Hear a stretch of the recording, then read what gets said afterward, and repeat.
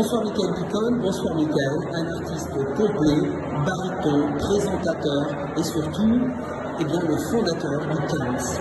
Pourquoi et comment s'est né le CAMS? Le collectif des artistes lyriques et des musiciens pour la solidarité, le CAMS, il est né à Marseille. Il est né à Marseille après un drame qui est survenu à la rue d'Aubagne le 5 novembre 2018, puisque 2 immeubles se sont écroulés sur les habitants. Et à Marseille, ça a créé vraiment un grand mouvement, une grosse prise de conscience de la grosse crise qu'il y avait sur le mal-logement. Et à ce moment-là, moi en tant que Marseillais, j'ai été évidemment très touché par ce qui s'est passé.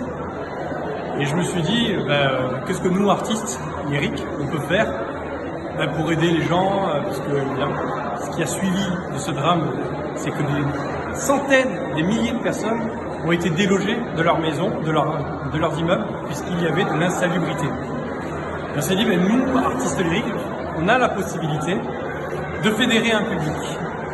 On a des projecteurs sur nous, on a des voix qui portent des messages. Réunissons tous les artistes possibles et faisons un grand concert solidaire pour aider les personnes qui sont délogées, les soutenir à travers des associations qui aident directement sur le terrain ces gens. Voilà comment est née la première idée du CAMS, l'idée initiale. Et ce concert a eu lieu au Théâtre Turski à Marseille, avec, je crois, à l'époque, 80 artistes de la région. Et en créant ce concert, en le fabriquant petit à petit, je me suis dit, mais cette idée de rassembler les artistes autour d'une lutte, évidemment ça existe. Il y a toujours eu des concerts caritatifs, un artiste, 2 artistes qui sont invités par une association. Mais c'est jamais venu peut-être des artistes de se dire on va se réunir ensemble, on va monter quelque chose ensemble et on va choisir ensemble qu'est-ce qu'on veut faire pour faire changer les choses.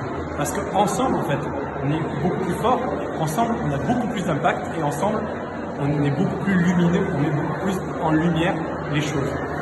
C'est comme ça qu'est né le CAMS. D'abord à Marseille, une année, une deuxième année, et puis les artistes à droite à gauche de France m'ont dit comment je peux faire pour participer, comment je peux faire moi aussi. J'ai dit viens chanter. Mais j'habite à Paris, j'ai dit on va faire des concerts ailleurs, alors ailleurs qu'à Marseille. Et c'est comme ça qu'on a commencé à diffuser les concerts, les voix solidaires, dans d'autres opéras, à Avignon, à Massy, à Nice d'abord, et puis cette saison en plus à l'Opéra de Vichy. On sort juste de la représentation du CAMS ce soir, qui a fait quand même une magnifique recette pour 3 associations à vocation solidaire, humanitaire. C'est absolument admirable. Dans cette représentation, comme dans toutes, il y a un mot qui ressort, musical, c'est le mot ensemble. Il a beaucoup dit, et effectivement, on est frappé par la qualité des artistes, on est frappé par cet ensemble. Voilà, c'est un peu plus de 160 artistes qui sont engagés en tout dans la tournée cette année, 110 chanteurs lyriques, c'est énorme. Heureusement, et je m'appuie pour monter tout ça sur des équipes d'artistes référents. Ici à Marseille, c'était Jennifer Michel, Angelo Citriniti, Richard Rittelman. Je m'appuie sur ces artistes qui eux aussi ont envie de s'investir et de mettre les mains aussi dans la glaise, j'ai envie de dire, pour créer ces concerts, réunir les artistes et voilà, faire en sorte qu'on fasse un succès pour les associations locales, puisque les voix solidaires, on soutient des associations locales des opéras.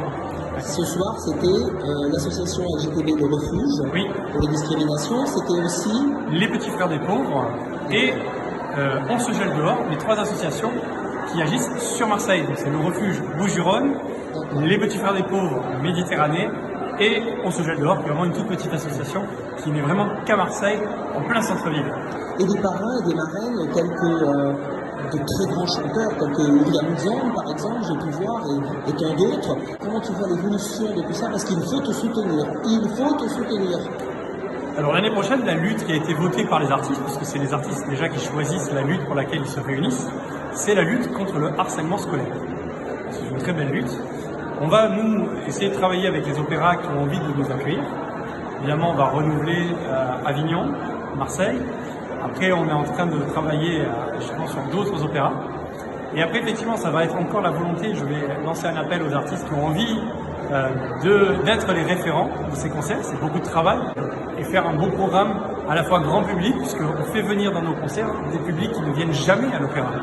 le côté de la solidarité, c'est aussi une façon d'aller chercher des nouveaux publics, c'est-à-dire l'opéra s'ouvre sur une action citoyenne, et donc ça permet aussi à notre art, et c'est très important, d'aller chercher aussi un nouveau public. Ça, c'est très important pour moi. Et c'est aussi parce que tu es un artiste extraordinaire, je te connais sur scène, on a nous-mêmes des anecdotes sur scène, mais en tout cas, je veux juste terminer sur un truc. Merci beaucoup Michael Picon, merci de œuvrer comme ça pour la solidarité et pour l'art lyrique.